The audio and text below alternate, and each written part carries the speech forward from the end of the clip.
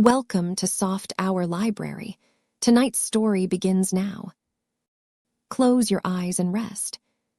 Chapter 17. We make further investigations. I have set down the Beroldi case in full. Of course, all the details did not present themselves to my memory as I have recounted them here. Nevertheless, I recalled the case fairly accurately. It had attracted a great deal of interest at the time and had been fully reported by the English papers, so that it did not need much effort of memory on my part to recollect the salient details. Just for the moment, in my excitement, it seemed to clear up the whole matter. I admit that I am impulsive, and Poirot deplores my custom of jumping to conclusions, but I think I had some excuse in this instance. The remarkable way in which this discovery justified Poirot's point of view struck me at once. "Poirot," I said, "I congratulate you. I see everything now." "If that is indeed the truth, I congratulate you, mon ami, for as a rule you are not famous for seeing. Is it not so?" I felt a little annoyed. "Come now, don't rub it in. You've been so confoundedly mysterious all along with your hints and your insignificant details that anyone might fail to see what you were driving at." Poirot lit one of his little cigarettes with his usual precision. Then he looked up. "And since you see everything now, mon ami, what exactly is it that you see?" "Why, that it was Madame d'Aubreuil Beroldi who murdered Mr. Renauld. The similarity of the two cases proves that beyond a doubt." "Then you consider that Madame Beroldi was wrongly acquitted, that in actual fact she was guilty of connivance in her husband's murder?" I opened my eyes wide. "But of course, don't you?" Poirot walked to the end of the room, absent-mindedly straightened a chair, and then said thoughtfully, "Yes, that is my opinion, but there is no of course about it, my friend. Technically speaking, Madame Beroldi is innocent. Of that crime, perhaps, but not of this." Poirot sat down again and regarded me, his thoughtful air more marked than ever. "So it is definitely your opinion, Hastings, that Madame d'Aubreuil murdered M. Renauld?" "Yes." "Why?" He shot the question at me with such suddenness that I was taken aback. "Why?" I stammered. "Why, oh, because—" I came to a stop. Poirot nodded his head at me. "You see, you come to a stumbling block at once. Why should Madame d'Aubreuil, I shall call her that for clearness' sake, murder M. Renauld? We can find no shadow of a motive. She does not benefit by his death. Considered as either mistress or blackmailer, she stands to lose. You cannot have a murder without a motive. The first crime was different. There we had a rich lover waiting to step into her husband's shoes." "Money is not the only motive for murder," I objected. "True," agreed Poirot placidly. "There are two others. The crime passional is one, and there is the third rare motive, murder for an idea which implies some form of mental derangement on the part of the murderer. Homicidal mania and religious fanaticism belong to that class. We can rule it out here." "But what about the crime passional? Can you rule that out? If Madame d'Aubreuil was Renaud's mistress, if she found that his affection was cooling, or if her jealousy was aroused in any way, might she not have struck him down in a moment of anger?" Poirot shook his head. If you note, Madame d'Aubreuil was Renaud's mistress, he had not had time to tire of her, and in any case you mistake her character. She is a woman who can simulate great emotional stress. She is a magnificent actress, but looked at dispassionately, her life disproves her appearance. Throughout, if we examine it, she had been cold-blooded and calculating in her motives and actions. It was not to link her life with that of her young lover that she connived at her husband's murder. The rich American, for whom she probably did not care a button, was her objective. If she committed a crime, she would always do so for gain. Here there was no gain. Besides, how do you account for the digging of the grave? That was a man's work. She might have had an accomplice, I suggested, unwilling to relinquish my belief. I passed to another objection. You have spoken of the similarity between the two crimes. Wherein does that lie, my friend? I stared at him in astonishment. Why, Poirot, it was you who remarked on that. The story of the masked men, the secret, the papers. Poirot smiled a little. Do not be so indignant, I beg of you. I repudiate nothing. The similarity of the two stories links the two cases together inevitably. But reflect now on something very curious. It is not Madame d'Aubreuil who tells us this tale. If it were all would indeed be plain sailing. It is Madame Renaud. Is she then in league with the other? I can't believe that, I said slowly. If it is so, she must be the most consummate actress the world has ever known. Ta-ta-ta, said Poirot impatiently. Again you have the sentiment and not the logic.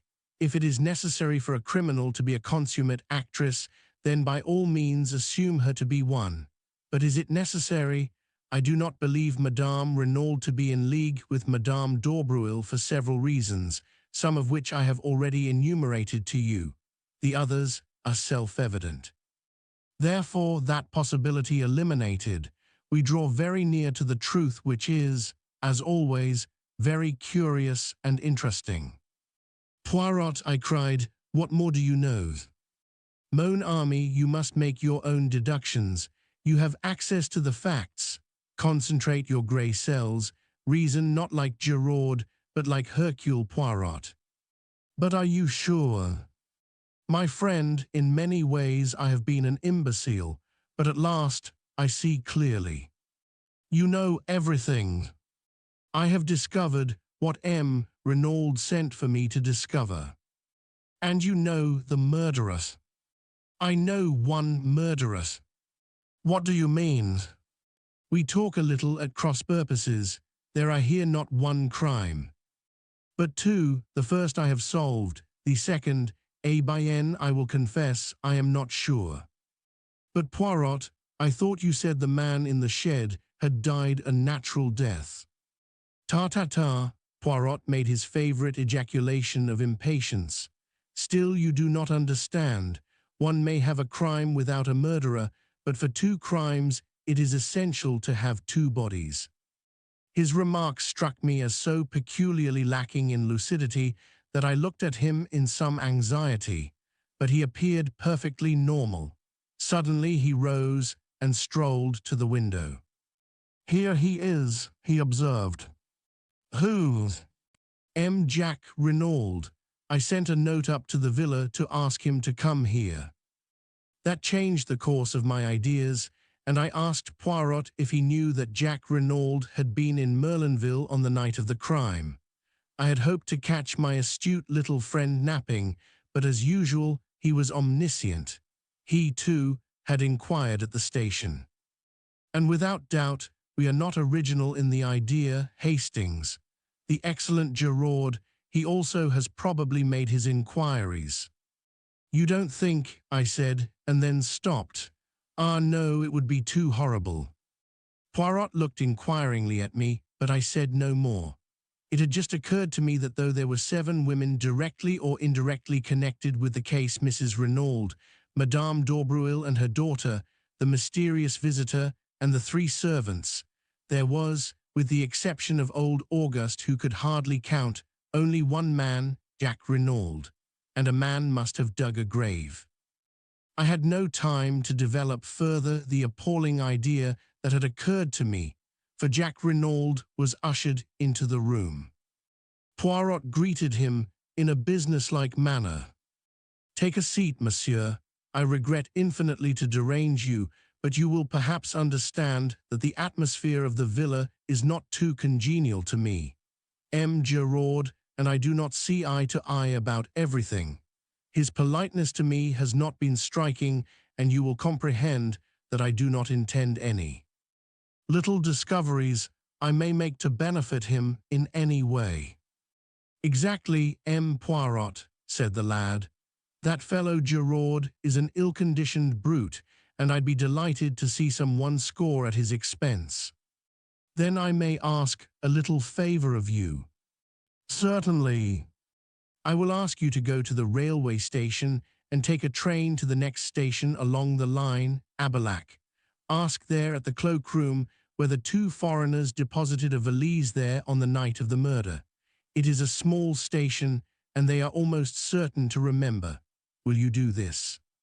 Of course I will, said the boy, mystified, though ready for the task. I and my friend, you comprehend, have business elsewhere, explained Poirot.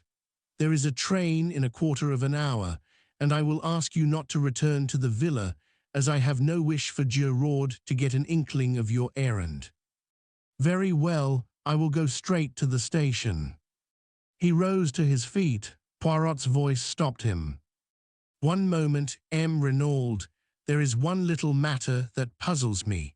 Why did you not mention to M. Hortet this morning that you were in Merlinville on the night of the crime? Jack Renaud's face went crimson. With an effort, he controlled himself. You have made a mistake.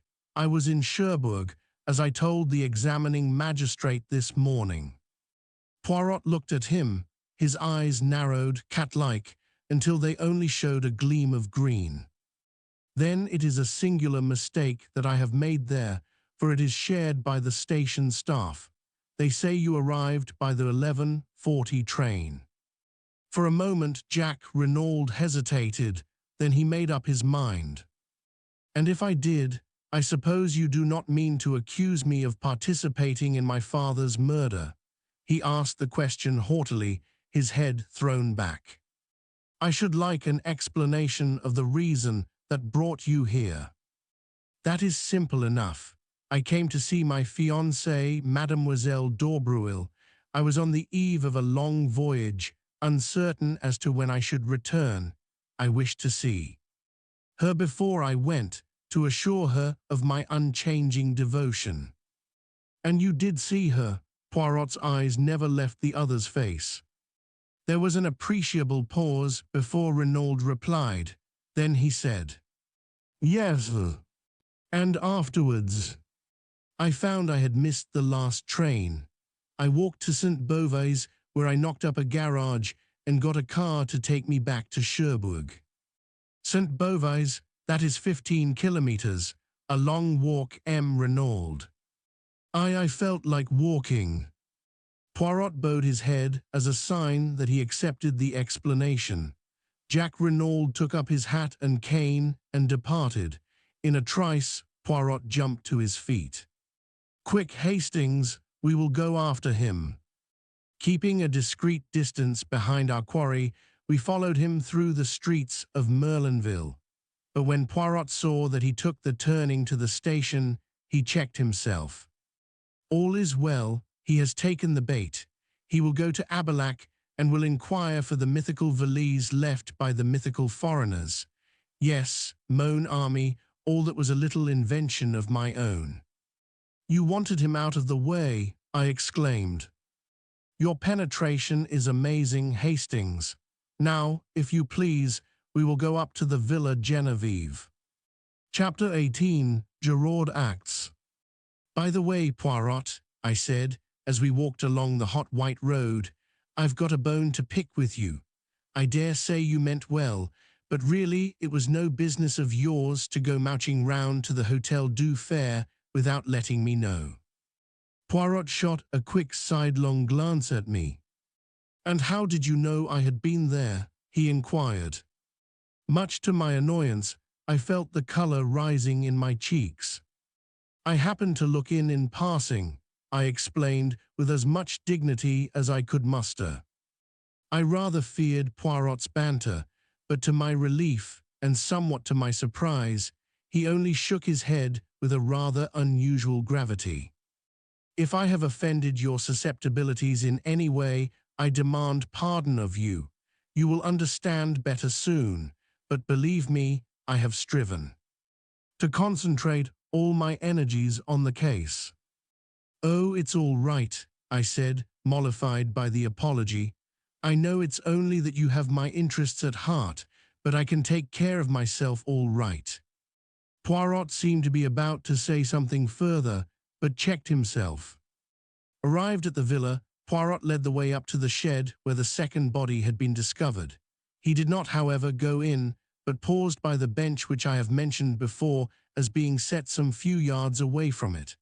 After contemplating it for a moment or two, he paced carefully from it to the hedge, which marked the boundary between the Villa Genevieve and the Villa Marguerite. Then he paced back again, nodding his head as he did so. Returning again to the hedge, he parted the bushes with his hands. "With good fortune," he remarked to me over his shoulder, "Mademoiselle Marthe may find herself in the garden. I desire to speak to her and would prefer not to call formally at the Villa Marguerite. Ah, all is well, there she is. PST, mademoiselle, PST, un moment, s'il vous plaît." I joined him at the moment that Marthe d'Aubreuil, looking slightly startled, came running up to the hedge at his call. "A little word with you, mademoiselle, if it is permitted." "Certainly, Monsieur Poirot." Despite her acquiescence, her eyes looked troubled and afraid. "Mademoiselle, do you remember running after me on the road the day that I came to your house with the examining magistrate? You asked me if anyone was suspected of the crime. And you told me 2 Chileans." Her voice sounded rather breathless, and her left hand stole to her breast. "Will you ask me the same question again, mademoiselle?" "What do you mean?" "This, if you were to ask me that question again, I should give you a different answer. Someone is suspected, but not a Chilean." "Who?" The word came faintly between her parted lips. Jacques Renaud." What? It was a cry. "Jack, impossible, who dares to suspect him?" "Giraud." "Giraud," the girl's face was ashy. "I am afraid of that man. He is cruel. He will," she broke off. There was courage gathering in her face, and determination. I realized in that moment that she was a fighter. Poirot, too, watched her intently. "You know, of course, that he was here on the night of the murder?" he asked. "Yes," she replied mechanically. "He told me." "It was unwise to have tried to conceal the fact," ventured Poirot. Yes," she replied impatiently, "but we cannot waste time on regrets. We must find something to save him. He is innocent, of course, but that will not help him with a man like Giraud who has his reputation to think of. He must arrest someone, and that someone will be Jack." "The facts will tell against him," said Poirot. "You realize that?"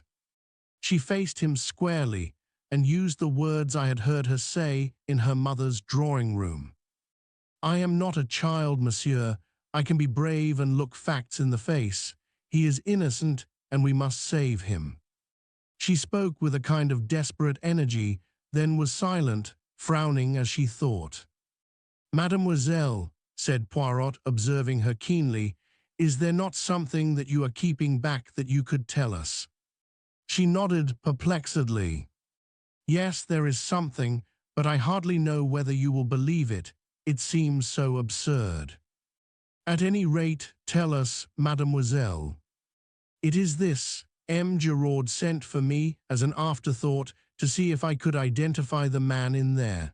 She signed with her head towards the shed. "I could not. At least I could not at the moment, but since I have been thinking. Well, it seems so queer, and yet I am almost sure. I will tell you. On the morning of the day Renaud was murdered, I was walking in the garden here when I heard a sound of men's voices quarreling. I pushed aside the bushes and looked through. One of the men was Renaud, and the other was a tramp, a dreadful-looking creature in filthy rags. He was alternately whining and threatening.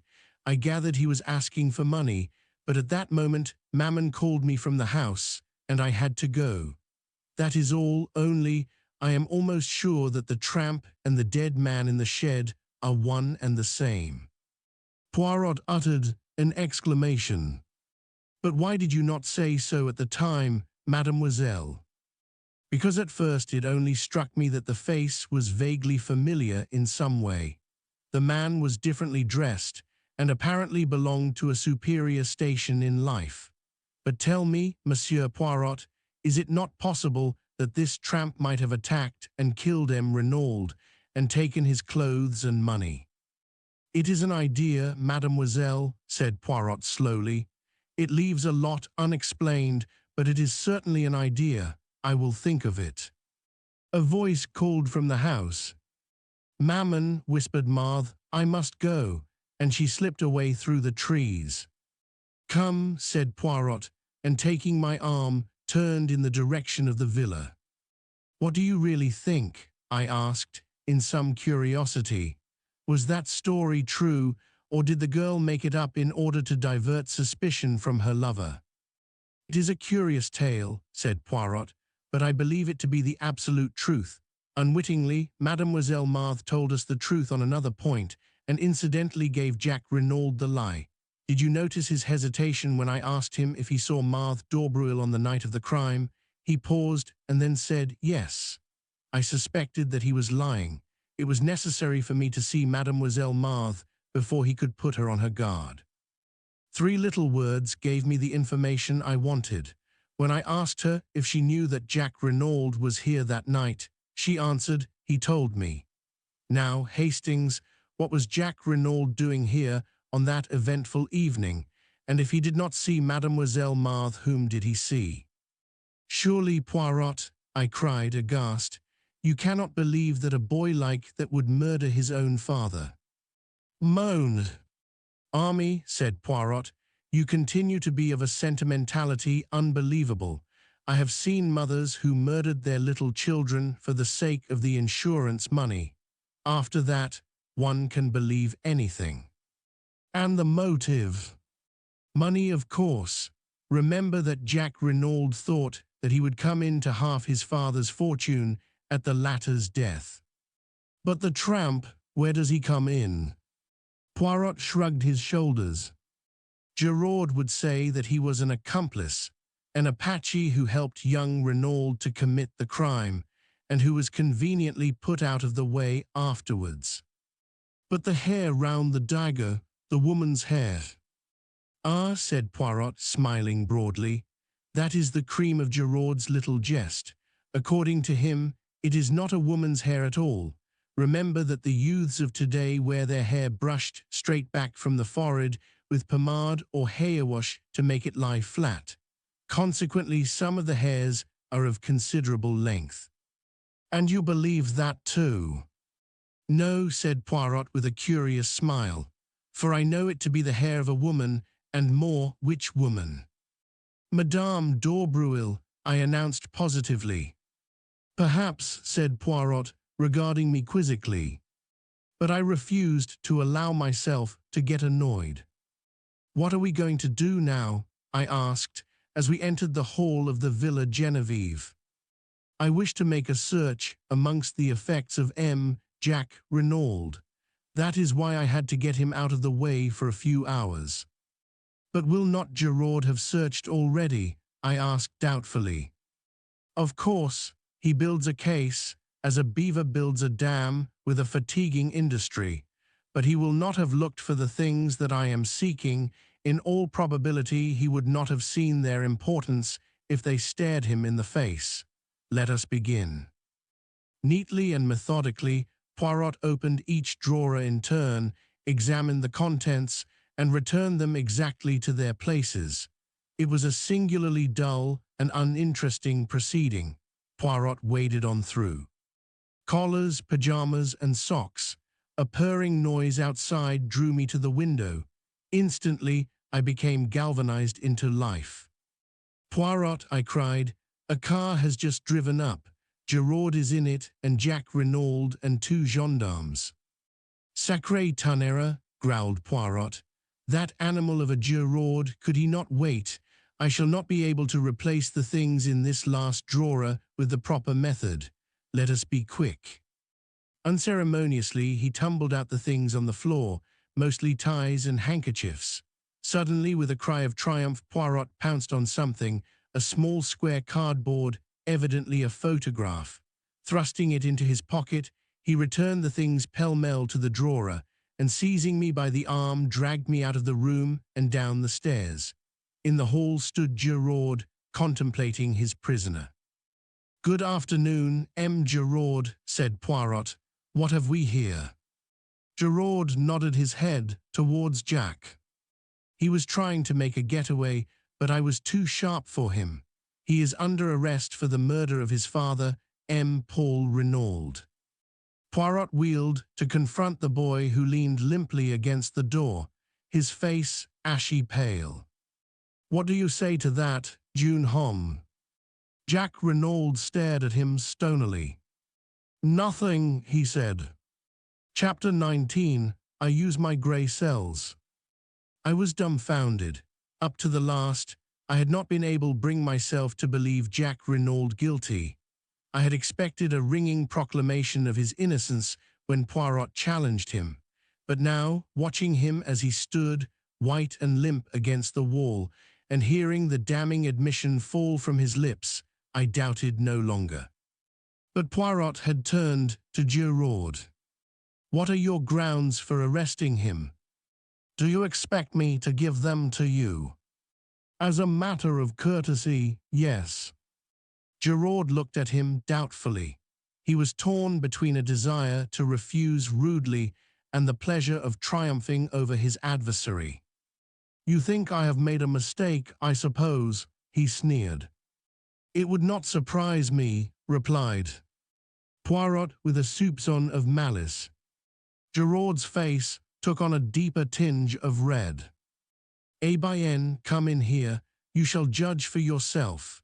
He flung open the door of the salon, and we passed in, leaving Jack Renaud in the care of the two other men. "Now, M. Poirot," said Gerard, laying his hat on the table, and speaking with the utmost sarcasm, "I will treat you to a little lecture on detective work. I will show you how we moderns work." "Bien," said Poirot, composing himself to listen. "I will show you how admirably the old guard can listen," and he leaned back and closed his eyes, opening them for a moment to remark, "Do not fear that I shall sleep. I will attend most carefully." "Of course," began Gerard, "I soon saw through all that Chilean tomfoolery. 2 men were in it, but they were not mysterious foreigners. All that was a blind." "Very creditable so far, my dear Gerard," murmured Poirot, "especially after that clever trick of theirs with the match and cigarette end." Gerard glared, but continued. "A man must have been connected with the case in order to dig the grave. There is no man who actually benefits by the crime, but there was a man who thought he would benefit. I heard of Jack Renaud's quarrel with his father and of the threats that he had used. The motive was established. Now as to means. Jack Renaud was in Merlinville that night. He concealed the fact, which turned suspicion into certainty. Then we found a second victim, stabbed with the same dagger. We know when that dagger was stolen. Captain Hastings here can fix the time. Jack Renaud, arriving from Cherbourg, was the only person who could have taken it. I have accounted for all the other members of the household." Poirot interrupted. "You are wrong. There is one other person who could have taken the dagger. You refer to M. Stoner. He arrived at the front door in an automobile which had brought him straight from Calais. Ah, believe me, I have looked into everything. M. Jack Renaud arrived by train. An hour elapsed between his arrival and the moment he presented himself at the house. Without doubt, he saw Captain Hastings and his companion leave the shed, slipped in himself and took the dagger, stabbed his accomplice in the shed, who was already dead." Gerard shrugged his shoulders. "Possibly he did not observe that. He may have judged him to be sleeping. Without doubt, they had a rendezvous. In any case, he knew this apparent second murder would greatly complicate the case. It did." "But it could not deceive M. Gerard," murmured Poirot. "You mock yourself at me, but I will give you one last irrefutable proof. Madame Renaud's story was false. a fabrication from beginning to end. We believe Madame Renaud to have loved her husband, yet she lied to shield his murderer. For whom will a woman lie? Sometimes for herself, usually for the man she loves, always for her children. That is the last, the irrefutable proof. You cannot get round it. Giraud paused, flushed and triumphant. Poirot regarded him steadily. "That is my case," said Giraud. "What have you to say to it?" "Only that there is one thing you have failed to take into account." "What is that?" Jack Renaud was presumably acquainted with the planning out of the golf course. He knew that the body would be discovered almost at once when they started to dig the bunker. Giraud laughed out loud.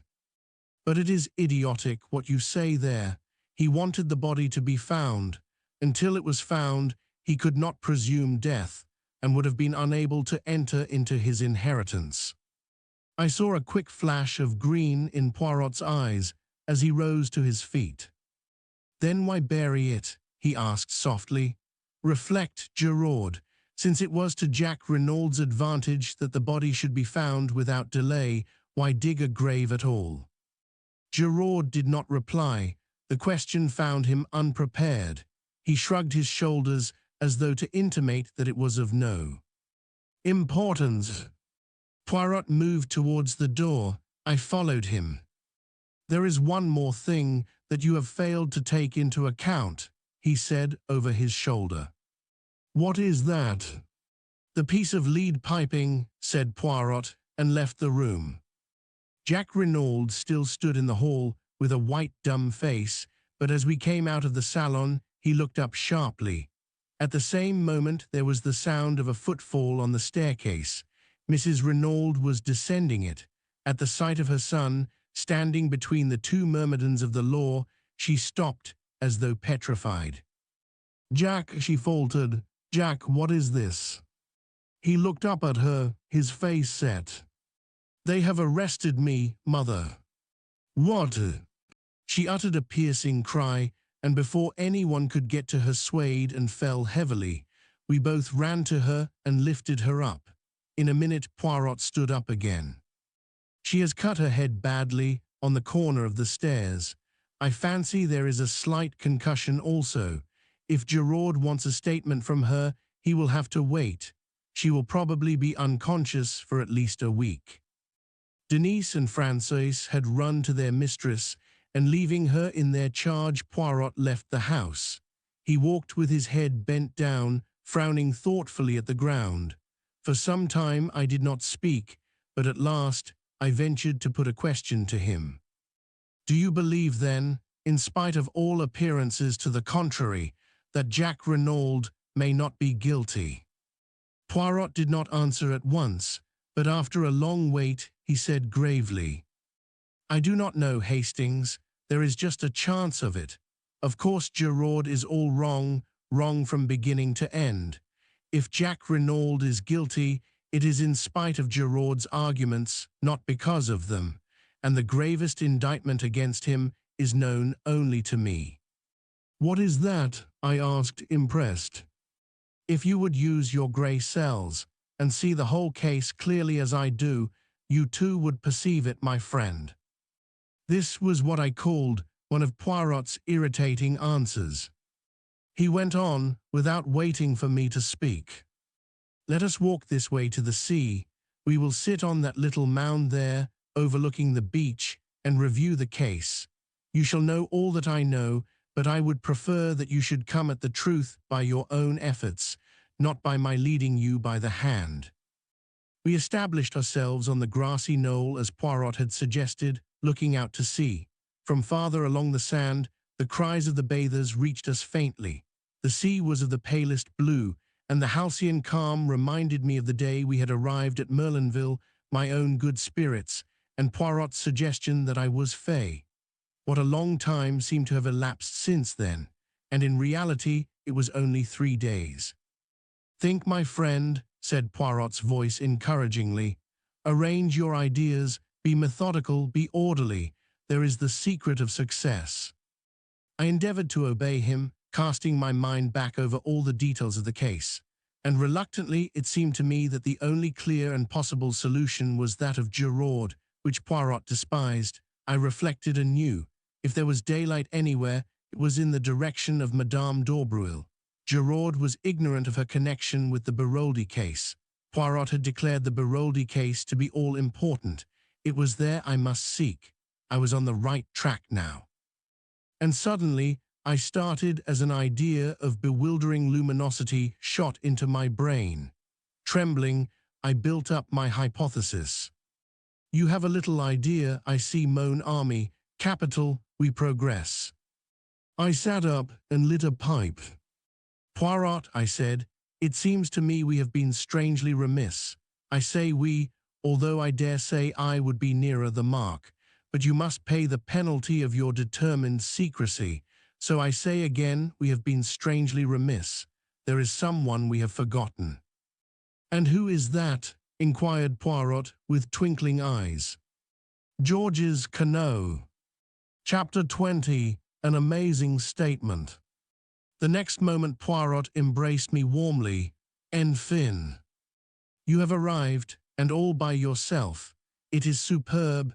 Continue your reasoning. You are right. Decidedly, we have done wrong to forget Georges Queneau.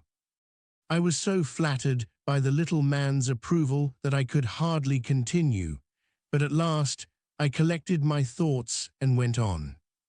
Georges Queneau disappeared 20 years ago, but we have no reason to believe that he is dead. Aucunment, agreed Poirot. Proceed. Therefore, we will assume that he is alive. Exactly. Or that he was alive until recently. De mia en mia.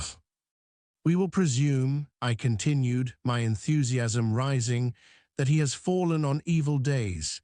He has become a criminal, an Apache, a tramp, a what you will. He chances to come to Merlinville. There he finds the woman he has never ceased to love. The sentimentality, warned Poirot. Where one hates, one also loves, I quoted or misquoted. At any rate, he finds her there, living under an assumed name, but she has a new lover, the Englishman Renaud. Georges Queneau, the memory of old wrongs rising in him, quarrels with this Renaud. He lies in wait for him as he comes to visit his mistress and stabs him in the back. Then, terrified at what he has done, he starts to dig a grave. I imagine it likely that Madame d'Aubreuil comes out to look for her lover. She and Queneau have a terrible scene. He drags her into the shed, and there suddenly falls down in an epileptic fit. Now supposing Jack Renaud to appear, Madame d'Aubreuil tells him all, points out to him the dreadful consequences to her daughter if this scandal of the past is revived. His father's murderer is dead. Let them do their best to hush it up. Jack Renaud consents, goes to the house, and has an interview with his mother, winning her over to his point of view. Primed with the story that Madame d'Aubreuil has suggested to him, she permits herself to be gagged and bound. There, Poirot, what do you think of that? I leaned back, flushed with the pride of successful reconstruction. Poirot looked at me thoughtfully. I think that you should write for the Kindmer, mon ami, he remarked at last. You mean? It would make a good film, the story that you have recounted to me there, but it bears no sort of resemblance to everyday life. I admit that I haven't gone into all the details, but you have gone further, you have ignored them magnificently. What about the way the two men were dressed? Do you suggest that after stabbing his victim, Queneau removed his suit of clothes, donned it himself, and replaced the dagger? I don't see that that matters, I objected rather huffily. He may have obtained clothes and money from Madame d'Aubreuil by threats earlier in the day. By threats, you seriously advance that supposition? Certainly, he could have threatened to reveal her identity to the Renauds, which would probably have put an end to all hopes of her daughter's marriage. You are wrong, Hastings. He could not blackmail her, for she had the whip hand. Georges Queneau, remember, is still wanted for murder. A word from her, and he is in danger of the guillotine. I was forced, rather reluctantly, to admit the truth of this. Your theory, I remarked acidly, is doubtless correct as to all the details. My theory is the truth, said Poirot quietly, and the truth is necessarily correct. In your theory, you made a fundamental error. You permitted your imagination to lead you astray with midnight assignations and passionate love scenes. But in investigating crime, we must take our stand upon the commonplace. Shall I demonstrate my methods to you? Oh, by all means, let us have a demonstration. Poirot sat very upright and began, wagging his forefinger emphatically to emphasize his points. I will start as you started, from the basic fact of Georges Queneau. Now the story told by Madame Biroldi in court as to the Russians was admittedly a fabrication. If she was innocent of connivance in the crime, it was concocted by her, and by her only, as she stated. If, on the other hand, she was not innocent, it might have been invented by either her or Georges Queneau. Now in this case we are investigating, we meet the same tale. As I pointed out to you, the facts render it very unlikely that Madame d'Aubreuil inspired it, so we turn to the hypothesis that the story had its origin in the brain of Georges Queneau. Very good. Georges Queneau, therefore, planned the crime with Madame Renaud as his accomplice. She is in the limelight, and behind her is a shadowy figure whose alias is unknown to us. Now let us go carefully over the Renaud case from the beginning, setting down each significant point in its chronological order. You have a notebook and pencil? Good. Now what is the earliest point to note down? The letter to you. That was the first we knew of it, but it is not the proper beginning of the case. The first point of any significance, I should say, is the change that came over M. Renaud shortly after arriving in Merlinville, and which is attested to by several witnesses. We have also to consider his friendship with Madame d'Aubreuil and the large sums of money paid over to her. From thence, we can come directly to the 23rd May. Poirot paused, cleared his throat, and signed to me to write. 23rd May. M. Renaud quarrels with his son over latter's wish to marry Marthe d'Aubreuil. Son leaves for Paris. 24th May. M. Renaud alters his will, leaving entire control of his fortune in his wife's hands. 7th June. Quarrel with tramp in garden, witnessed by Marthe d'Aubreuil. Letter written to M. Hercule Poirot, imploring assistance. Telegram sent to Jacques Renaud, bidding him proceed by the Anzora to Buenos Aires. Chauffeur Masters sent off on a holiday. Visit of a lady that evening. As he is seeing her out, his words are yes, yes, but for God's sake go now. Poirot paused. There, Hastings, take each of those facts one by one, consider them carefully by themselves and in relation to the whole, and see if you do not get new light on the matter. I endeavored conscientiously to do as he had said. After a moment or two, I said rather doubtfully, as to the first points, the question seems to be whether we adopt the theory of blackmail or of an infatuation for this woman. Blackmail, decidedly. You heard what Stoner said as to his character and habits. Mrs. Renaud did not confirm his view, I argued. We have already seen that Madame Renaud's testimony cannot be relied upon in any way. We must trust to Stoner on that point. Still, if Renaud had an affair with a woman called Bella, there seems no inherent improbability in his having another with Madame d'Aubreuil. None whatever, I grant you, Hastings, but did he? The letter, Poirot, you forget the letter. No, I do not forget, but what makes you think that letter was written to M. Renaud? Why, it was found in his pocket, and that is all, cut in Poirot. There was no mention of any name to show to whom the letter was addressed. We assumed it was to the dead man because it was in the pocket of his overcoat. Now, mon ami, something about that overcoat struck me as unusual. I measured it and made the remark that he wore his overcoat very long. That remark should have given you to think. I thought you were just saying it for the sake of saying something, I confessed. Ah, quelle idée. Later you observed me measuring the overcoat of M. Jack Renaud. Bien, M. Jack Renaud wears his overcoat very short. Put those two facts together with a third, namely that M. Jack Renaud flung out of the house in a hurry on his departure for Paris, and tell me what you make of it.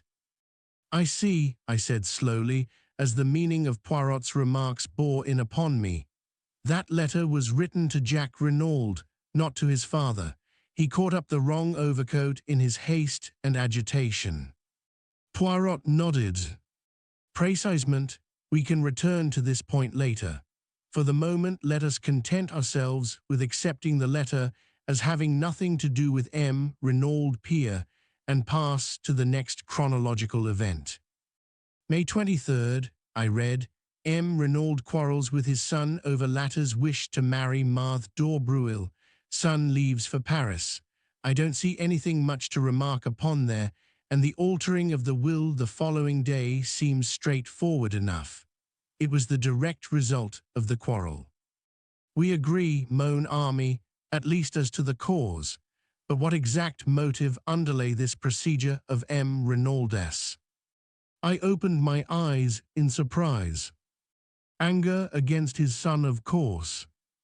Yet he wrote him affectionate letters to Paris. So Jack Renaud says, but he cannot produce them. Well, let us pass from that. Now we come to the day of the tragedy. You have placed the events of the morning in a certain order. Have you any justification for that? I have ascertained that the letter to me was posted at the same time as the telegram was dispatched. Masters was informed he could take a holiday shortly afterwards. In my opinion, the quarrel with the tramp took place anterior to these happenings.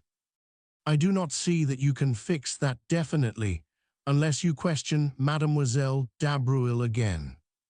There is no need, I am sure of it, and if you do not see that, you see nothing, Hastings. I looked at him for a moment. Of course I am an idiot. If the tramp was Georges Queneau, it was after the stormy interview with him that Mr. Renaud apprehended danger. He sent away the chauffeur, Masters, whom he suspected of being in the other's pay. He wired to his son and sent for you. A faint smile crossed Poirot's lips. You do not think it strange that he should use exactly the same expressions in his letter as Madame Renaud used later in her story? If the mention of Santiago was a blind, why should Renaud speak of it, and what is more, send his son there? It is puzzling, I admit, but perhaps we shall find some explanation later. We come now to the evening and the visit of the mysterious lady.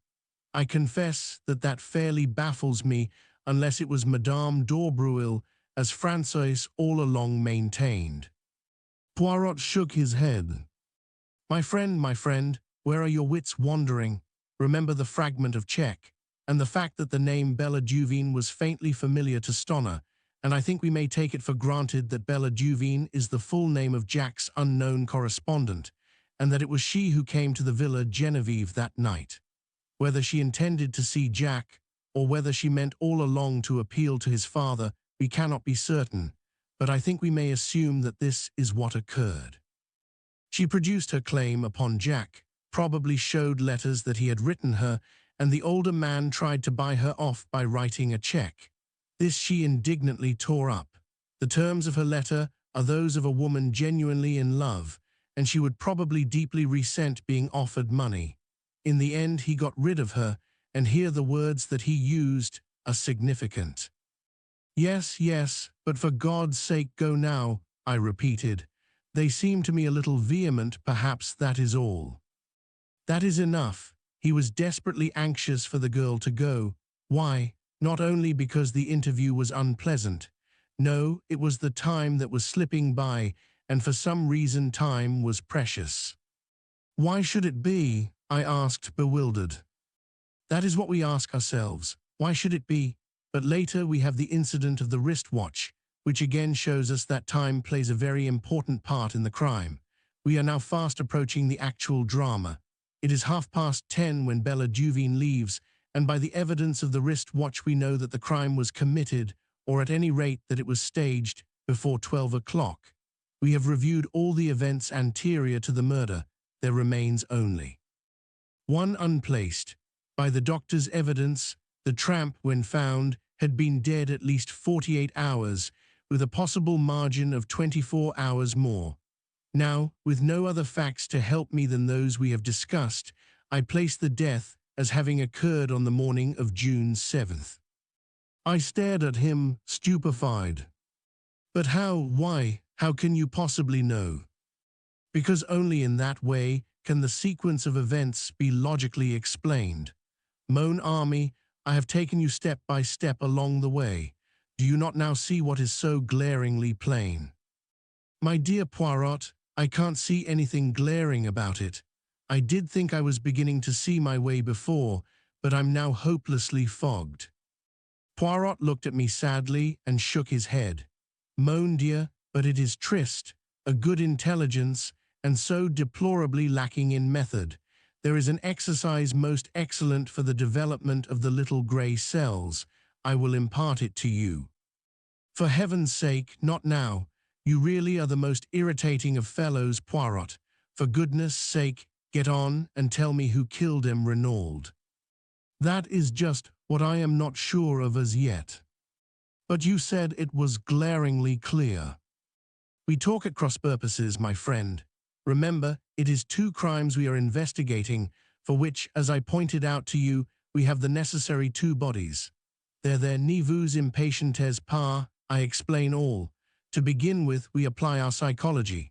We find 3 points at which M. Renaud displays a distinct change of view and action, 3 psychological points therefore.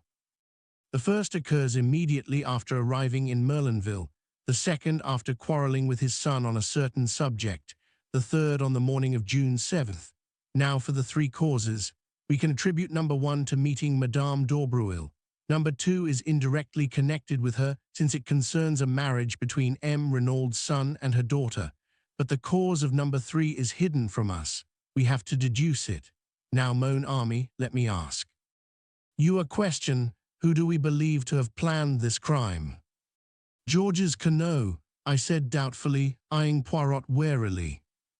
Exactly. Now Giraud laid it down as an axiom that a woman lies to save herself, the man she loves, and her child. Since we are satisfied that was Georges Queneau who dictated the lie to her, and as Georges Queneau is not Jacques Renaud, follows that the third case is put out of court. And still attributing the crime to Georges Queneau, the first is equally so. So we are forced to the second, that Madame Renaud lied for the sake of the man she loved, or in other words, for the sake of Georges Queneau. You agree to that? Yes, I admitted. It seems logical enough. By N, Madame Renaud loves Georges Queneau. Who, then, is Georges Queneau? The tramp. Have we any evidence to show that Madame Renaud loved the tramp? No, but... Very well then, do not cling to theories where facts no longer support them. Ask yourself instead who Madame Renaud did love. I shook my head, perplexed. Oui, you know perfectly. Who did Madame Renaud love so dearly that when she saw his dead body, she fell down in a swoon? I stared, dumbfounded. Her husband, I gasped. Poirot nodded. Her husband, or Georges Queneau, whichever you like to call him. I rallied myself. But it's impossible. How impossible? Did we not agree just now that Madame d'Aubreuil was in a position to blackmail Georges Queneau? Yes, but... And did she not very effectively blackmail M. Renaud? That may be true enough, but... And is it not a fact that we know nothing of M. Renaud's youth and upbringing? That he springs suddenly into existence as a French-Canadian exactly 22 years ago? All that is so, I said more firmly, but you seem to me to be overlooking one salient point. What is it, my friend? Why we have admitted Georges Queneau planned the crime. That brings us to the ridiculous statement that he planned his own murder. Eh bien, mon ami, said Poirot placidly, that is just what he did do.